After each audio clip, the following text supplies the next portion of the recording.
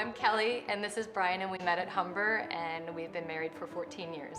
When we went to Humber, I was in residence in the R building. I was off campus at Kipling and Finch with 3 other guys.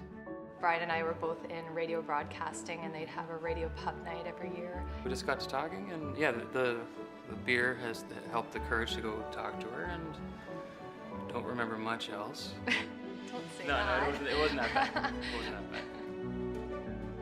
Our little dog, Lola, I brought her into our room and put her dog hoodie on, and I took the ring and stuffed it in the hoodie, and I said, okay, go see Kelly. And she found the ring in her hood, and Yeah, and he had asked my dad prior, which was kind of cute. yes, I did. Old-fashioned-y. Yeah. Old-timey Brian. Old-timey Brian. We have 2 boys, almost 11 and 6, and a little dog. Little dog Yeah. named Lulu. Lulu.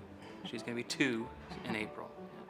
I'm Natasha, and this is my husband Eric, and we've been together for 14 years. We met at Humber in 2005. I think he saw me at the pub one night, and we were just dancing, and then we fell in love.